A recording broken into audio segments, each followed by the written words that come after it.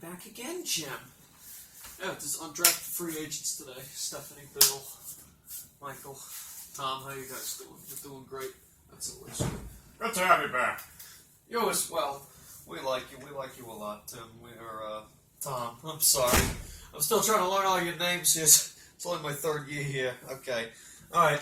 Am I on? I'm live. Okay. This is recorded. Okay. Good afternoon, people of the press, and please have a seat. As I mentioned last night, I said that I was going to go over the undrafted free agents today, which is what we're going to do. Okay, so a lot of these undrafted free agents aren't that great. Okay, the only one that I could see being good would be our safety and our linebacker. So either one of those two guys would be good. Okay, so I'm just going to go over every player, and just like last time, we're going to go over pros and cons. The only thing I'm not going to include this time is the grade. Okay, so starting off with number 1, we signed a receiver by the name of Jacoby Myers from NC State, 6'2", 203.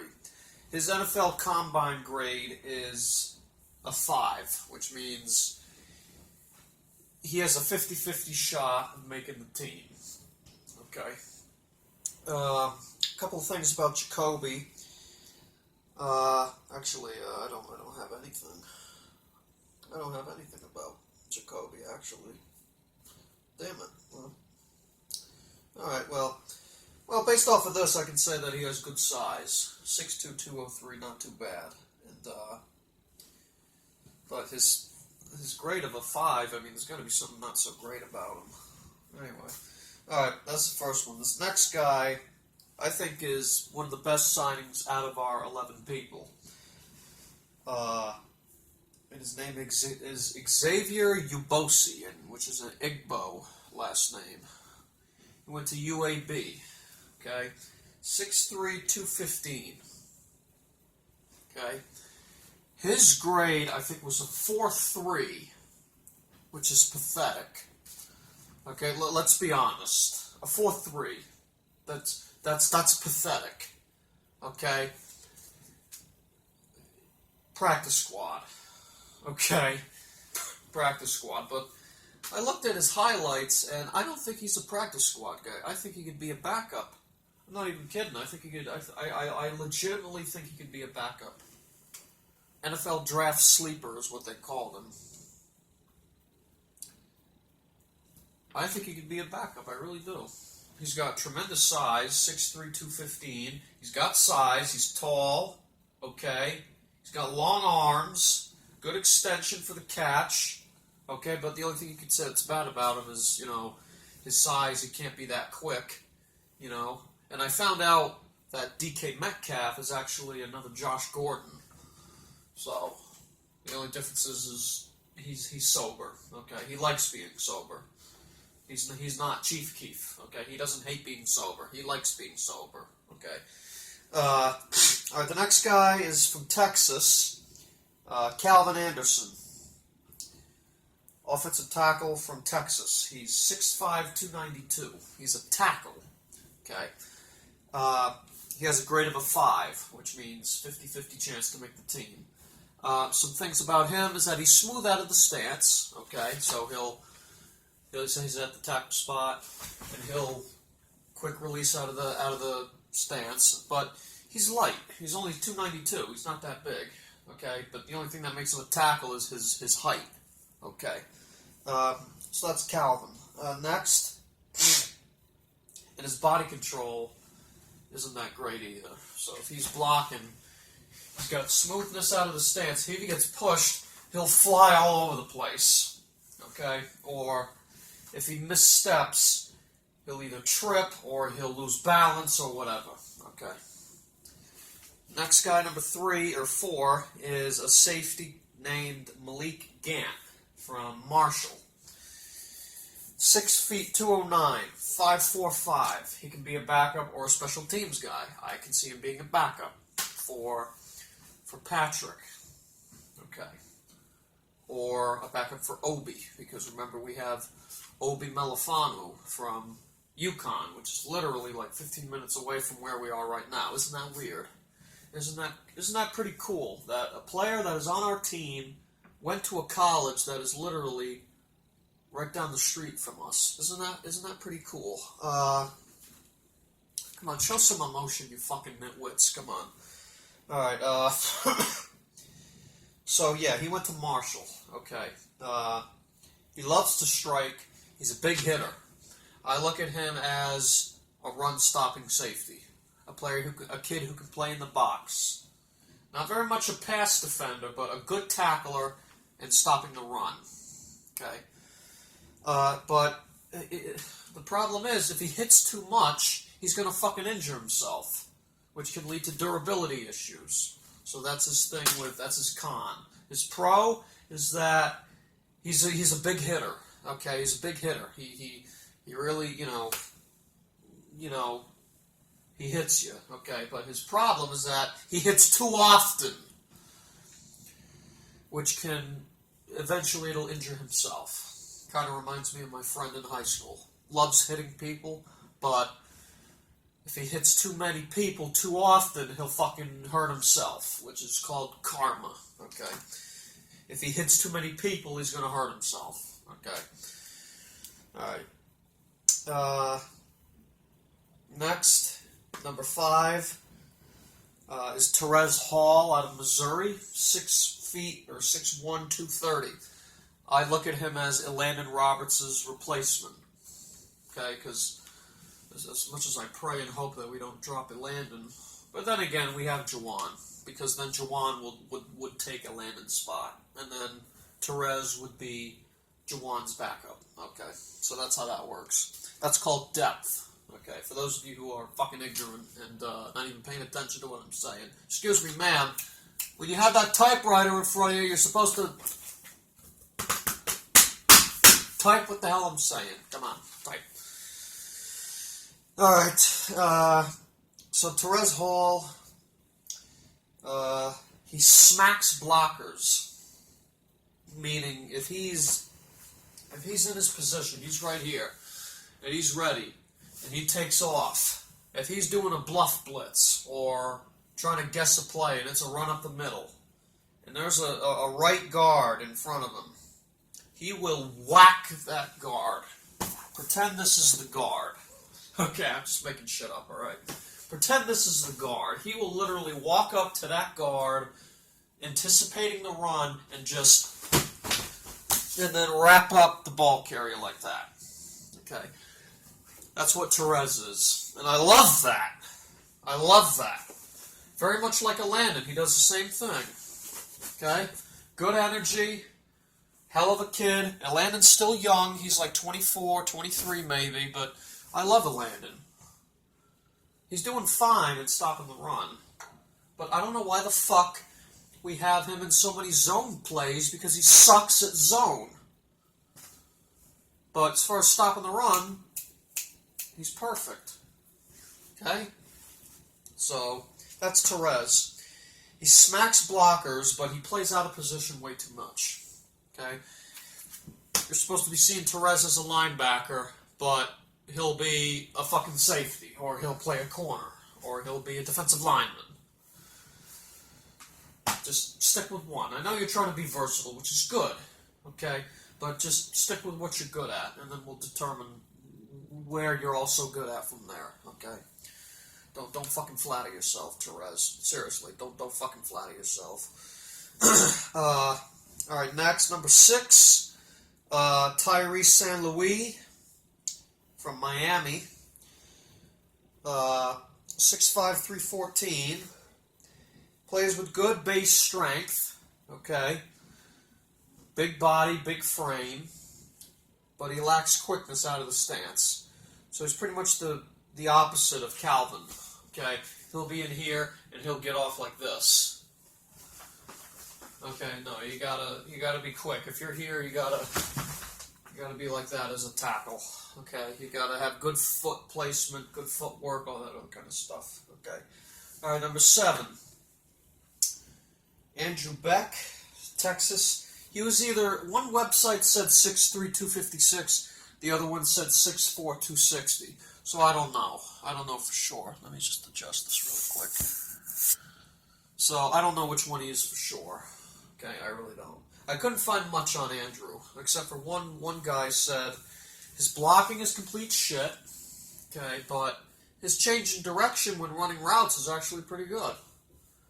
So maybe he can be another receiving threat. I don't know. We'll see. So we got two Texas guys. We got Calvin and then we got Andrew. Next we have Tyler Gauthier, Frenchie, from Miami as well. So two Miami guys. We got Tyree and Tyler. 6'5", 300. I couldn't find anything on Tyler. Okay. I don't know why the hell we signed him, because we have David, and he's done a tremendous job for us. Partly because he went to Georgia, and Sony Michel, and, shit like that. And then Isaiah went to Georgia, so we got the three Bulldogs with us. Okay. All right, next, number 9, Ryan Davis. Wide receiver out of Auburn, 5'10", 189. Has a grade of a 4.97. Which means get your ass in training camp. That's not good. I looked at his highlights. He seems like a good guy. Elusive, good hands. I mean, it says right here. Good hands, sharp change in direction, but he's quicker than fast, and he has a limited route tree. Now, when I say quicker than fast, I mean he's quick. He's not fast. Quick and fast are two different things. Someone who runs a 4.3 is fast. If I'm running a route and I'm at my starting point and I do this, that's quick. But that doesn't necessarily mean I'm fast. Okay? Antonio Brown is quick, but he ran a 4.64, I think. Alright.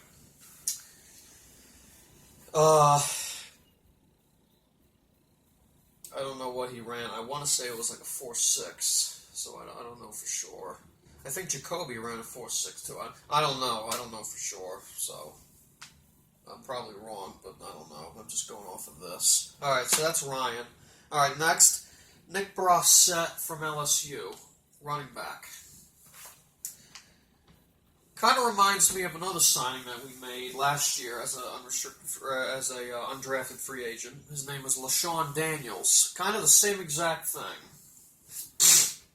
Same exact thing. Trucks people, runs people over, lowers the shoulder, physical guy. But the problem with Nick is that he's 5'10", 216, so he's the exact same size as Damian. Okay, remember, we all remember Damian, right? From Alabama, we all remember him. But the problem with Nick is that he has insufficient carries of 20 yards or 15 yards or more. Okay, last year in 2018, he only had 9 carries his whole year, 9 carries, whole season, 9 times of 15 yards or more.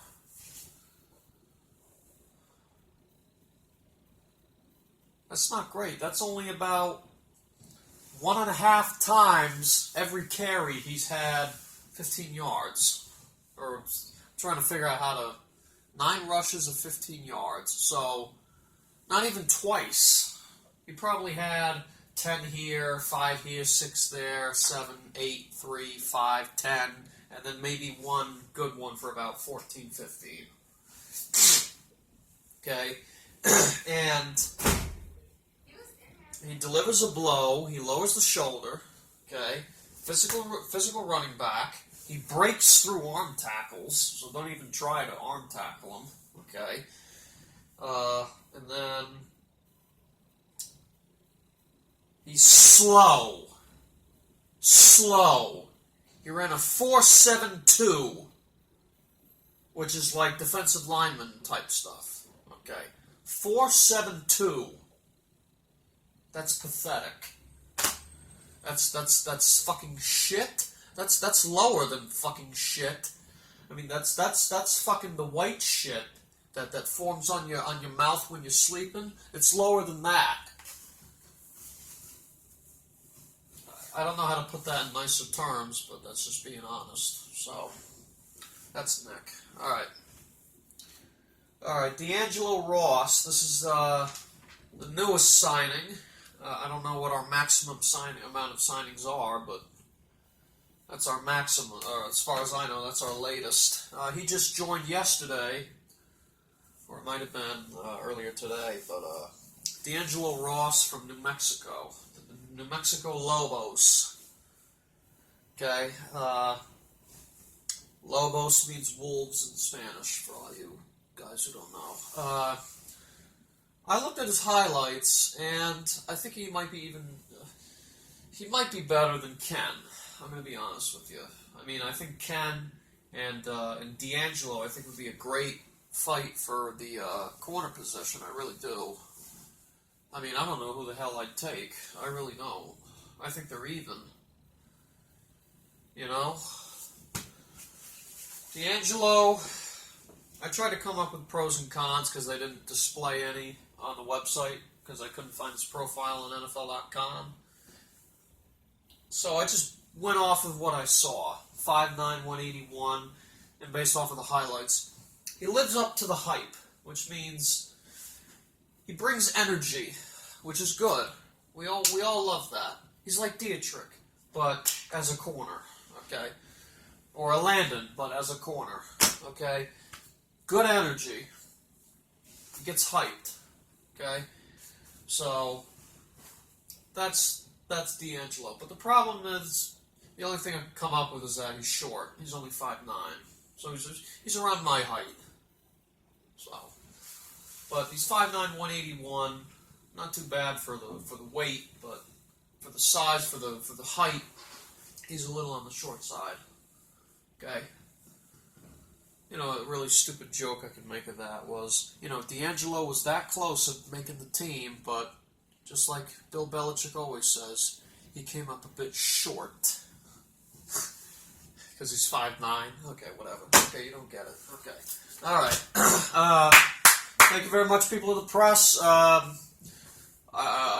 probably won't make any more videos, more press conferences, because we have a lot of shit to do. What with, you know, determining who's going to be starting in the preseason, you know, payments, transactions, releasing of players, signing of players, roster bonuses, birthday fucking parties for players. I don't know at this point.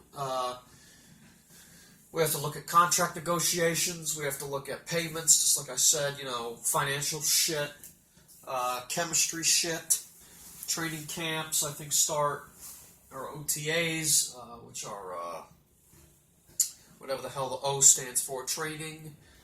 I think A is assignments. I don't know, but we're going to say optimum training assignments is what we're going to say. Optimum meaning, it would be ideal if you went, because they're optional.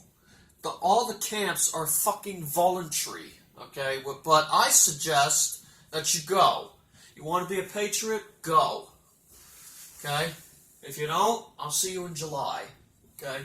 But other than that, or is it August? No, it's July. I'll see you in July. Okay? So thank you very much, people of the press. Chances are I will not be conducting any more press conferences until July, the last week of July, because that's when training camp starts. And then we'll go from the preseason. We'll discuss the schedule for the preseason, and then we'll go from there. All right. Thank you very much, everybody. Thank you very much, people of the press.